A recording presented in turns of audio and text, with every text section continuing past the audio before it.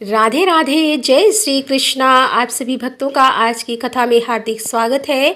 भगवान श्री कृष्ण और श्रीमती राधा रानी की कृपा सदैव आप पर और आपके समस्त परिवार पर बनी रहे।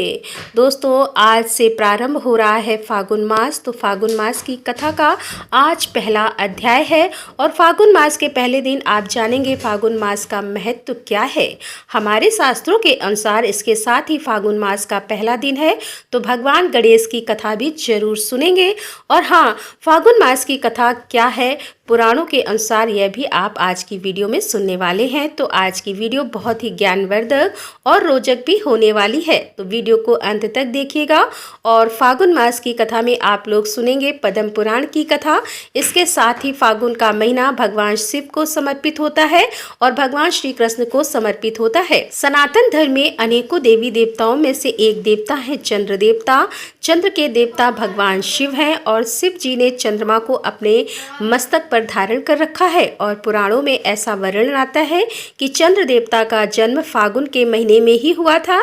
इसीलिए फागुन मास में चंद्र देवता की आराधना करने से हर प्रकार की कामना पूर्ण हो जाती है, क्योंकि चंद्रमा जन्म कुंडली में चौथे भाव के स्वामी होते हैं और चौथा भाव ही सुख का भाव होता है, माता का भाव होता है।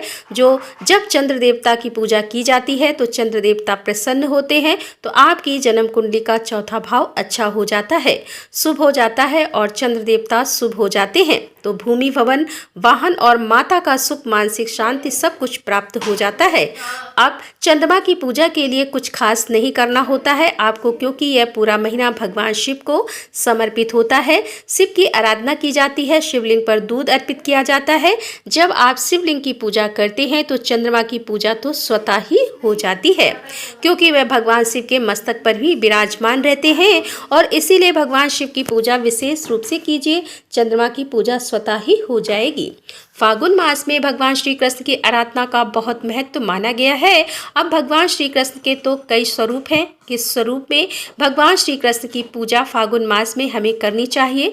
तो देखिए, शास्त्रों में कहा गया है कि फागुन मास में भगवान श्री कृष्ण के तीनों स्वरूपों की पूजा की जाती है। मतलब आप जिस भी कामना से भगवान श्री कृष्ण की पूजा करना चाहते हैं उस स्वरूप की पूजा कीजिए। जैसे कि भगवान श्री कृष्ण के बाल स्वरूप की भी पूजा की जाती है, युवा रूप की भी पूजा की जाती है और गुरु कृष्ण यानी कि जो कुरुक्षेत्र में भगवान श्री कृष्ण जगत गुरु के स्वरूप में आए हैं उस स्वरूप में भी पूजा की जाती है। ऐसे में अगर आपको संतान प्राप्ति की कामना है तो आप बाल स्वरूप में बाल कृष्ण की पूजा कीजिए, लड्डू गोपाल जी की पूजा कीजिए। और अगर आप मनचाहा जीवन साथी पाना चाहते हैं, दाम्पत्य जीवन को सुखमय बनाना चाहते हैं, तो युवा श्री कृष्ण की यानी कि राधा कृष्ण की एक साथ संयुक्त पूजा कीजिए। और अगर आपकी मोक्ष प्राप्ति की कामना है, आध्यात्मिक उन्नति की कामना है, तो ऐसे में गुरु स्वरूप में भगवान श्री कृष्ण की पूजा करने से मोक्ष की प्राप्ति होती है, वैराग्य की प्राप्ति होती है और आध्यात्मिक उन्नति होती है। तीनों स्वरूपों में से आप किन स्वरूप में भगवान श्री कृष्ण की पूजा करना चाहते हैं, यह आपकी पूरी तरह से इच्छा पर निर्भर करता है, या फिर आपकी जो कामना हो उस कामना के अनुसार भगवान श्री कृष्ण के स्वरूप की पूजा कर सकते हैं। और यह महीना कोई सा भी हो, प्रथम पूज्य भगवान गणपति की पूजा तो हर महीने में सबसे पहले की जाती है। तो इस प्रकार से फागुन मास के जो देवता माने गए हैं, भगवान श्री कृष्ण, भगवान शिव, भगवान गणपति और चंद्र देवता, इनकी पूजा इस पूरे महीने में करने से सभी प्रकार की कामनाएं पूर्ण हो जाती हैं, हर प्रकार की परेशानियों से, विघ्न बाधाओं से मुक्ति मिल जाती है और जीवन में सफलता की प्राप्ति होती है। सुख समृद्धि, संतान, सौभाग्य, हर प्रकार की कामना इन सभी देवी देवताओं की पूजा से प्राप्त हो जाती है। फागुन मास की पौराणिक कथा के अनुसार सतयुग की बात है। उस समय एक बड़ा ही धर्मात्मा राजा का राज्य था। उसके राज्य में एक ब्राह्मण रहता था जिसका नाम था विष्णु शर्मा। विष्णु शर्मा के 7 पुत्र थे और वे सातों अलग अलग रहते थे। जब विष्णु शर्मा के वृद्धावस्था का समय आया तो उसने अपनी सारी बहुओं से कहा कि तुम सब गणेश जी का व्रत करो। स्वयं विष्णु शर्मा भी इस व्रत को किया करता था। अब तो बूढ़ा हो जाने पर अपना सभी दायित्व अपनी बहुओं को सौंपना चाहता था। लेकिन जब उसने अपनी बहुओं से इस व्रत को करने के लिए कहा तो बहुओं ने नाक भौवें सिकोड़ते हुए उसकी आज्ञा ना मानकर उसका अपमान कर दिया। अंत में छोटी बहू ने अपने ससुर की बात मान ली और पूजन के समान ही व्यवस्था करके ससुर के साथ व्रत किया तथा भोजन नहीं किया और ससुर को भोजन करा दिया। जब आधी रात बीती तो विष्णु शर्मा को उल्टी और दस्त लग गए।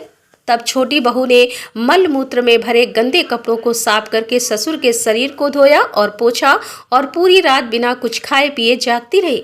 फिर गणेश जी ने उन दोनों पर अपनी कृपा की। ससुर का स्वास्थ्य ठीक हो गया और छोटी बहू का घर धन धान से पूर्ण हो गया। तत्पश्चात अन्य बहुओं को भी इस घटना से प्रेरणा मिली और उन्होंने भी श्री गणेश जी का व्रत किया। अतः फागुन मास में जो भी व्यक्ति सच्चे मन से गणेश जी का व्रत करता है, भगवान गणेश उसकी सभी मनोकामनाएं पूर्ण करते हैं। गणेश जी का व्रत होता है संकष्टी चतुर्थी और गजानन चतुर्थी, जो कि चतुर्थी तिथि को मनाई जाती है। मतलब शुक्ल पक्ष में और कृष्ण पक्ष में, दोनों पक्षों में जो चतुर्थी तिथि आती है, उस दिन भगवान गणपति के निमित्त व्रत किया जाता है और उनकी विधि विधान से पूजा भी की जाती है। इस व्रत को धारण करने से सभी प्रकार के संकटों से भी मुक्ति मिल जाती है और भगवान गणेश की कृपा से धन धान सुख समृद्धि संतान सौभाग्य हर प्रकार की कामना भी पूर्ण हो जाती है। इसीलिए संकष्टी चतुर्थी के दिन व्रत धारण करना चाहिए और अगर आप व्रत नहीं भी कर पाते हैं तो भी भगवान गणेश की पूजा चतुर्थी तिथि पर जरूर करनी चाहिए। और अब एक बड़ी सुंदर सी कथा है, आप लोगों से शेयर करना चाहती हूँ, तो पूरा सुनिए। एक सन्यासी घूमते फिरते एक दुकान पर आए और दुकान में अनेकों छोटे बड़े डिब्बे में से एक डिब्बे की ओर इशारा करते हुए सन्यासी ने दुकानदार से पूछा, इसमें क्या है? दुकानदार ने कहा, इसमें नमक है। सन्यासी ने फिर पूछा, इसके पास वाले डिब्बे में क्या है? दुकानदार ने कहा, इसमें हल्दी है। इसी प्रकार सन्यासी पूछते गए और दुकानदार बतलाता रहा। अंत में पीछे रखे एक डिब्बे का नंबर आया। सन्यासी ने पूछा कि उस अंतिम डिब्बे में क्या है? तब दुकानदार बोला, उसमें राम राम है। सन्यासी ने पूछा, यह राम राम किस वस्तु का नाम है? दुकानदार ने कहा, महात्मा, और डिब्बों में तो भिन्न भिन्न वस्तुएं रखी हैं, पर यह डिब्बा खाली है और हम खाली को खाली नहीं कहते, राम राम कहते हैं। अब सन्यासी की आंखें खुली रह गई और सन्यासी बोले, ओह, तो भरे हुए में राम नहीं रहते, खाली में राम रहते हैं। भरे हुए में राम को स्थान कहाँ? अब सोचे तो इसका मतलब क्या होता है कि लोभ लालच ईर्ष्या द्वेष और भली बुरी बातों से जब दिल और दिमाग भरा रहेगा तो उसमें ईश्वर का वास कैसे होगा? राम यानी कि ईश्वर तो खाली यानी कि साफ सुथरे मन में ही ईश्वर निवास करते हैं। एक छोटी सी दुकान वाले ने सन्यासी को बहुत बड़ी बात समझा दी। कई बार जब हम मंदिर जाते हैं तो मंदिर में कई बार इतनी अशांति होती है कि जिसकी वजह से हमारा पूजा में मन नहीं लगता। और अगर यह घटना नियमित होती, अगर हम रोज मंदिर जाते और रोज इसी प्रकार की घटनाएं मंदिर में होती रहती हैं, तो एक बार ऐसा भी लगता है कि मंदिर तो आना व्यर्थ है, इससे तो अच्छा हम घर में पूजा कर लेते। इस विषय पर एक पुजारी जी ने बड़ी अच्छी बात एक महिला को समझाई। आप भी सुनिए। एक महिला जो कि रोज मंदिर जाती थी, एक दिन उस महिला ने पुजारी जी से कहा कि अब मैं मंदिर नहीं आया करूंगी। इस पर पुजारी जी ने पूछा कि क्यों? तब महिला बोली, मैं देखती हूँ कि लोग मंदिर परस्पर में अपने फोन से अपने व्यापार की बात कर रहे होते हैं, तो कुछ ने तो मंदिर को ही गपशप करने का स्थान भी चुन रखा है। कुछ पूजा कम पाखंड ज्यादा करते हैं। इस पर पुजारी कुछ देर तक तो चुप रहे, फिर कहा, बिल्कुल ठीक है, जैसी आपकी इच्छा, लेकिन अपना अंतिम निर्णय लेने से पहले क्या मेरे कहने से आप कुछ कर सकती हैं? तब महिला बोली, हाँ, आप बताइए क्या करना है?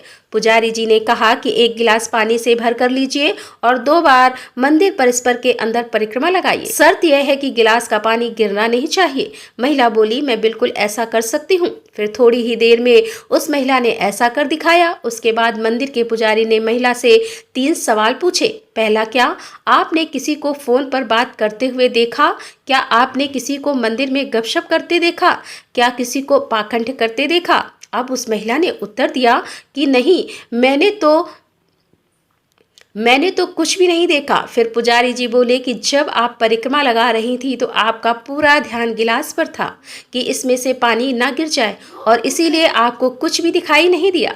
तो अब जब भी आप मंदिर में आए तो सिर्फ अपना ध्यान परमपिता परमात्मा में ही लगाना, फिर आपको कुछ दिखाई ही नहीं देगा। सिर्फ भगवान ही सर्वप्रथम सिर्फ भगवान ही स्वयं ही कल्पना कर लीजिएगा। उस महिला की आंखें खुल गई और उसे अपनी गलती का एहसास हुआ कि जब मंदिर जाते हैं तो हम भगवान के दर्शन के लिए जाते हैं। अगर कुछ लोग ऐसे हैं जिन्हें यह बात समझ में नहीं आती है तो भी आपको उनसे फर्क नहीं पड़ना चाहिए, क्योंकि आप उनसे मिलने थोड़ी गए हैं, ना ही आप उन्हें देखने गए हैं। आप तो ईश्वर से मिलने गए हैं, ईश्वर को देखने गए हैं। तो आप मंदिर जाइए तो सिर्फ भगवान पर ही ध्यान रखिए, फिर आपको बाकी चीज़ें दिखाई ही नहीं देंगी। एक बार की बात है कि गोस्वामी तुलसीदास जी जब रामचरितमानस लिख रहे थे तो उन्होंने एक चौपाई लिखी, सिया राम में सब जग जानी, करहे प्रणाम जोर जुग पानी। अर्थात पूरे संसार में श्री राम का निवास है, सब में भगवान है और हमें उनको हाथ जोड़कर प्रणाम कर लेना चाहिए। अब चौपाई लिखने के बाद तुलसीदास जी विश्राम करने अपने घर की ओर चल दिए। रास्ते में जाते हुए उन्हें एक लड़का मिला। बोला, अरे महात्मा जी, इस रास्ते से मत जाइए। गोस्वामी तुलसीदास जी ने पूछा, क्यों नहीं जाना चाहिए? तो उस बालक ने कहा कि बैल एक है जो गुस्से में बहुत ज्यादा और वह लोगों को मारता हुआ घूम रहा है, और आपने तो लाल वस्त्र भी पहन रखे हैं, तो आप तो इस रास्ते पर बिल्कुल भी मत जाइए।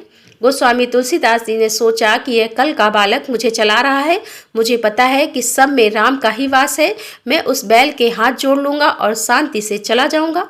लेकिन गोस्वामी तुलसीदास जी जैसे ही आगे बढ़े तभी बिगड़े बैल ने उन्हें जोरदार टक्कर मारी और वह बुरी तरह से गिर पड़े।